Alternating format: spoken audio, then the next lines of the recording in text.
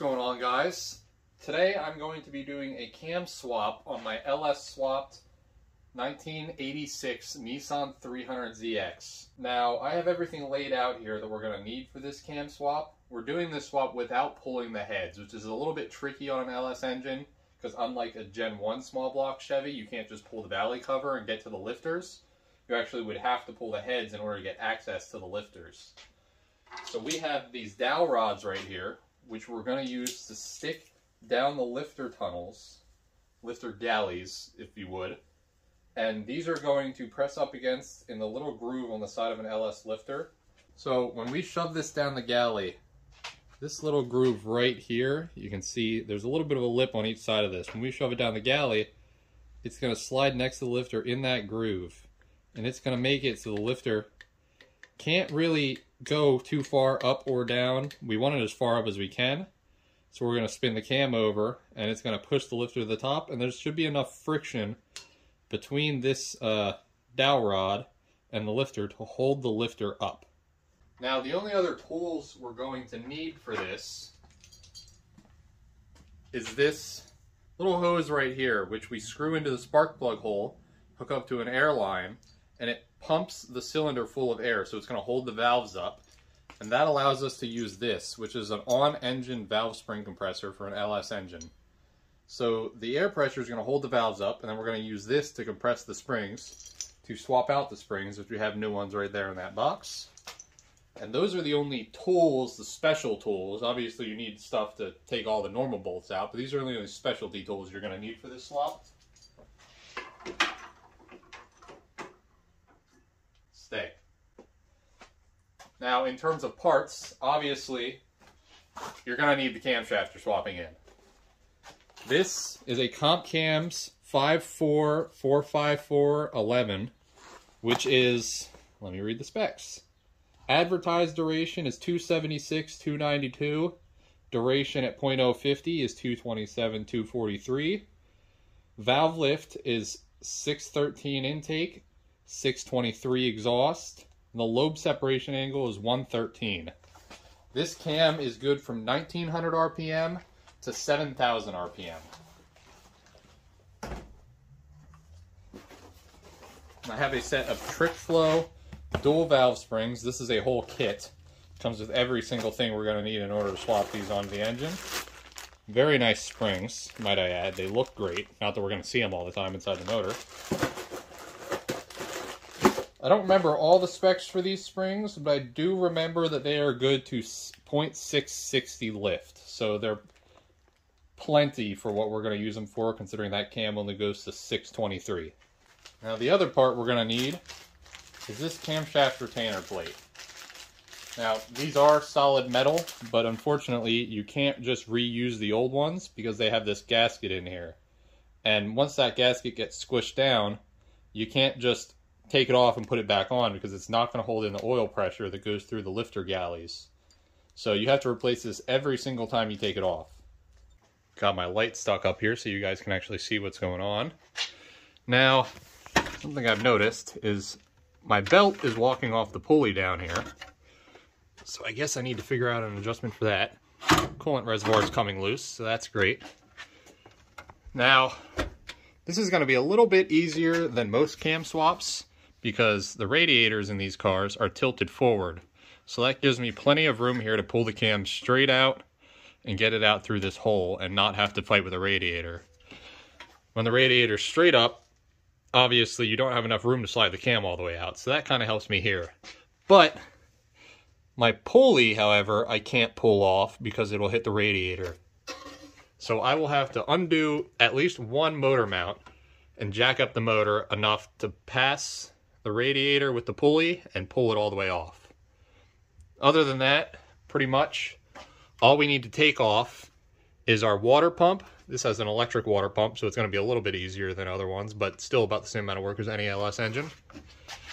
Our pulley and that front cover to get to the cam.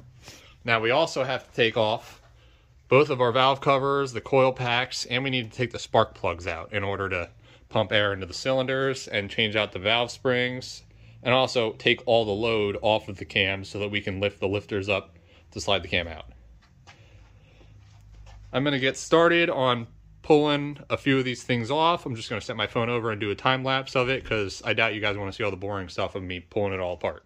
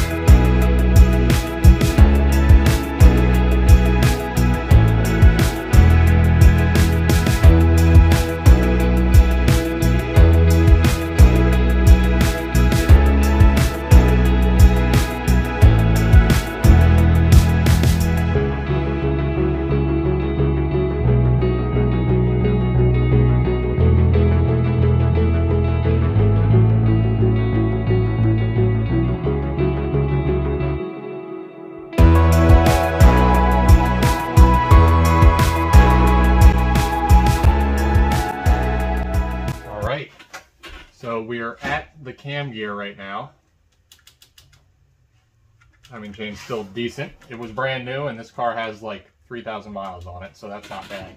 It is supposed to have a little bit of slop in it. Let's get this gear off.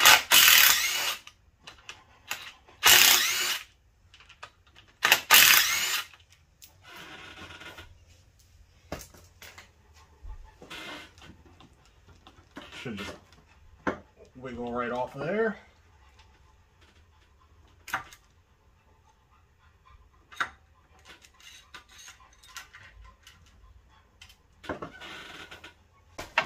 Now for the retainer plate.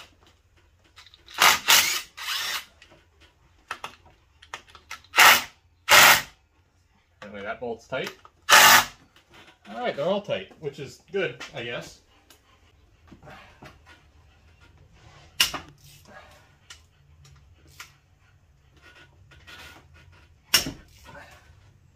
Man, those are tighter than I remember making them. Loose now.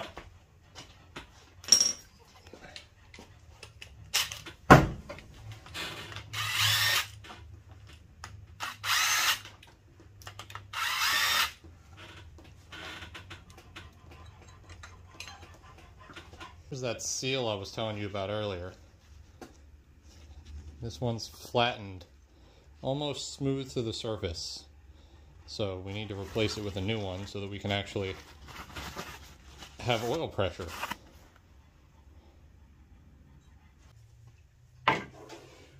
Can't really get that good of an angle to show you guys what's going on, but this one isn't that bad. Get that dowel rod in that journal. Take this one, shove it in here. Look at that oil squeezing out of there. And then what we want to do, I don't know if we'll be able to do that by hand.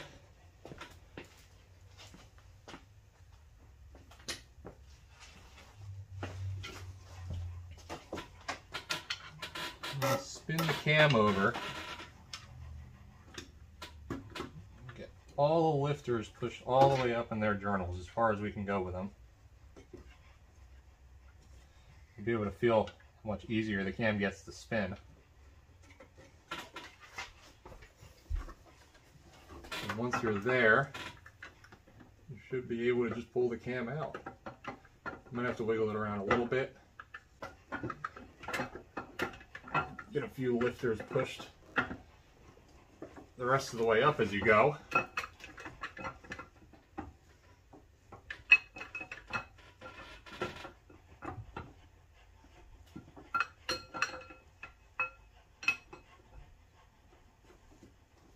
And there we go. Cam's out. Let's get our new one lubed up and shoved in there. All right, we have our new camshaft We're going to slide it on in here and hope that none of our lifters decided to fall on down.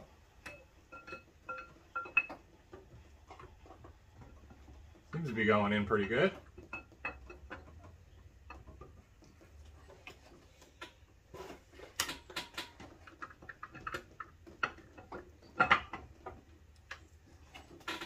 You get the pry bar to get it the rest of the way in. My nephew's in the background talking right now. You'll probably hear that. But we now got the pry bar in here just to hold it in place. And it is in. So our lifter trick worked. I didn't hear any of them fall into the oil pan, so I think we're all good there. Now we'll get our new retainer plate put on. After that, we'll get to the valve springs, which are going to be a little bit more tricky than that. Now I can pull these dowel rods out because we don't need to hold our lifters up anymore.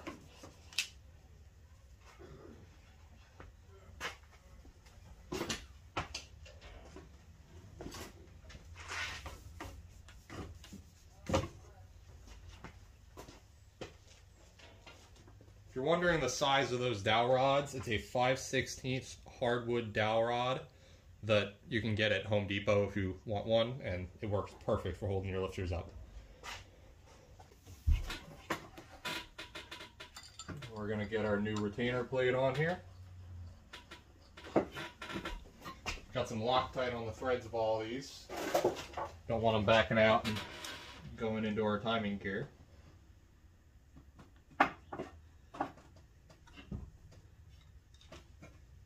Try to keep my head out of the way of the video. I don't know if I am though.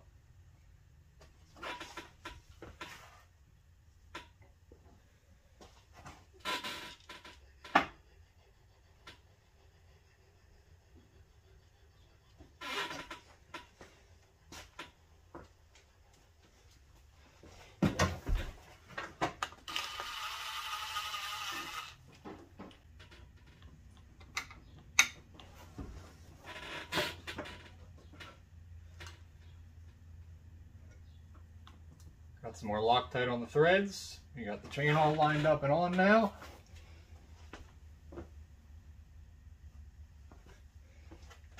And we can throw the 3 bolts in.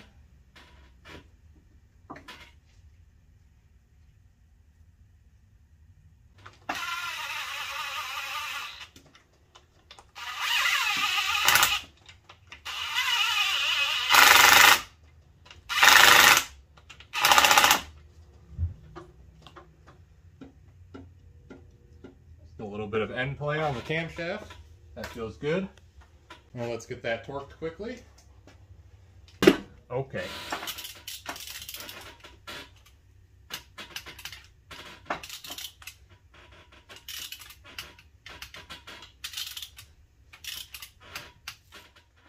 We're getting all the spark plugs removed right now so that we can put air in the cylinders. Now we're going to take our little spark plug air hose tool, thread it in the spark plug hole till it seals. Then we can take our air hose and hook this up. As you probably saw there, it spun the motor over because it shoved this piston all the way down.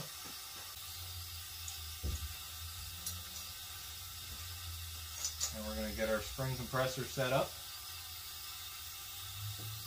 I'm going to line this up in the center.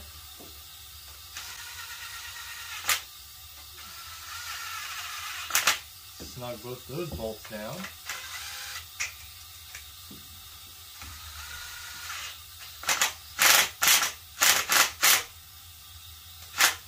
And just bring that down far enough. Get our locks out of there.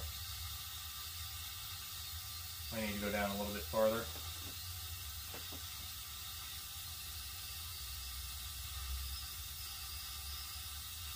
If I can. Just a hair more. And that was enough. Gotta be careful not to drop any of these locks down and any of the heads. Don't want those in our oil pan. Once we have that.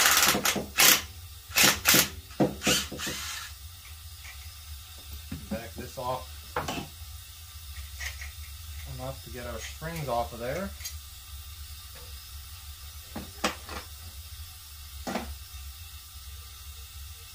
Now we have to get our valve seals off, which could be a fun process.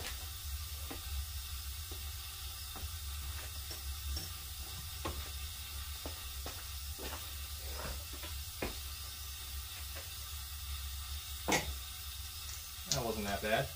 You want to be very careful not to accidentally knock a valve down right now.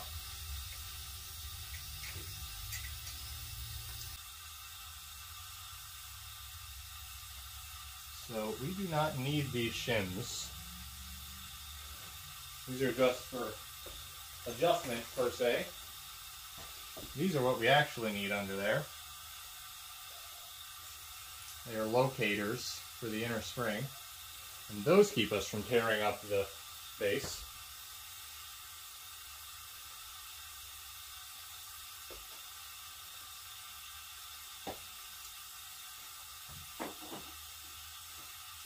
Now we can go ahead and get our seals back on here again.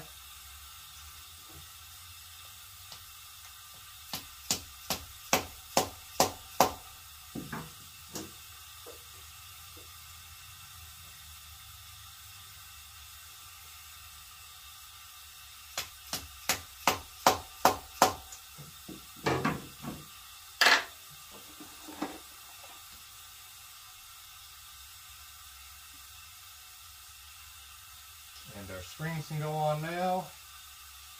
We'll put them on this way.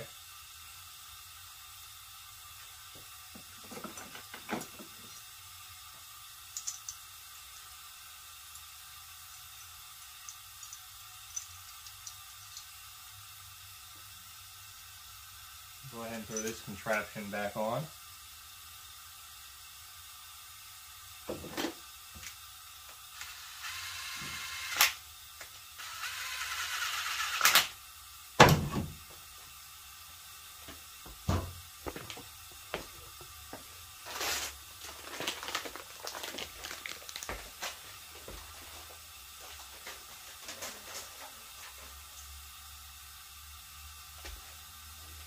Now we can go ahead and get our retainers put on there.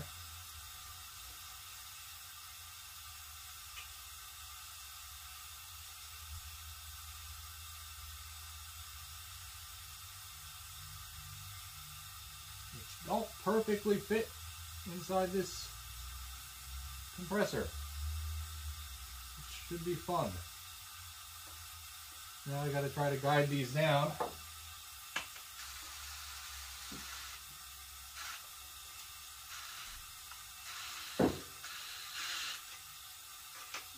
Without it accidentally pushing down on a valve.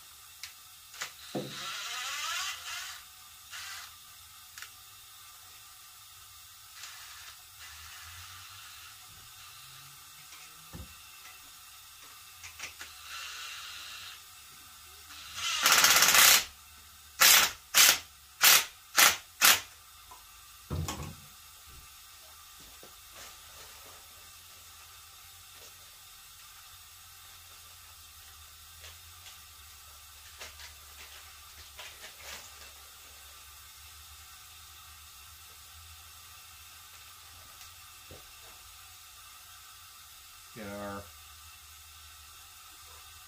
clips in here. I think we might be able to fit them on this one at least.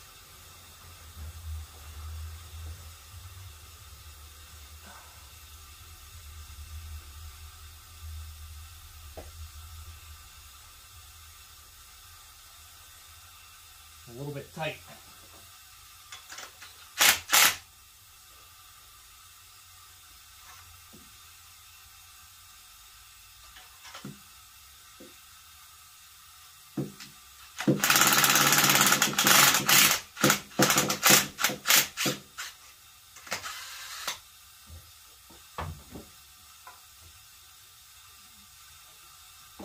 Now we'll just do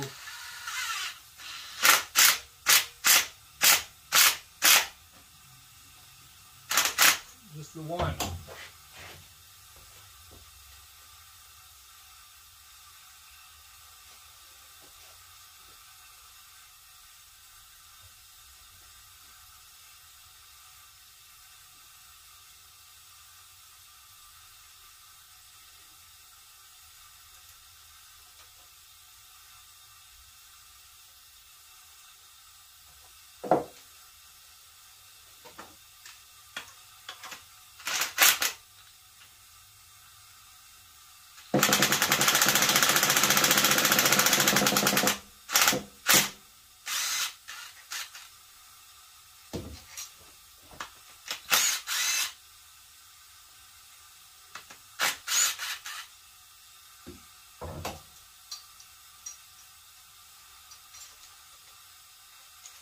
And there we go. One set done. I can already tell this is going to be a little bit of a process. So I'm just going to go ahead and zip through the rest of them. I'll get back to you guys when I'm all done.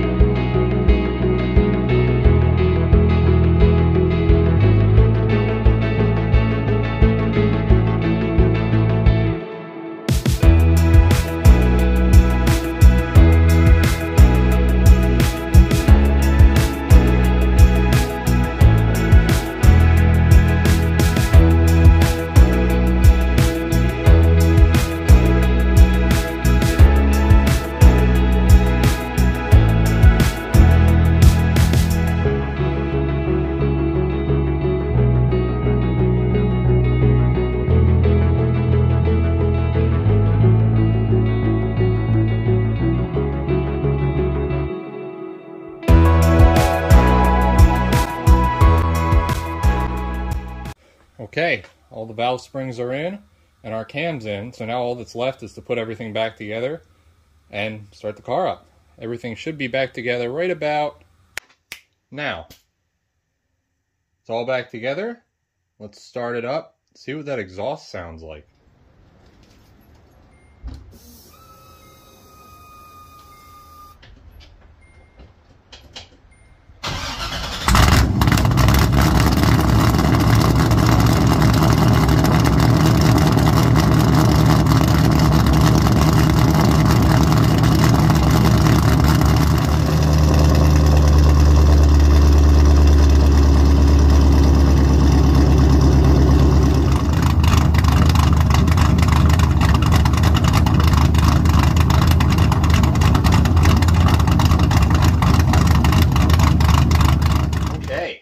Got the engine broken in. Tomorrow I'm going to take it on its first test drive.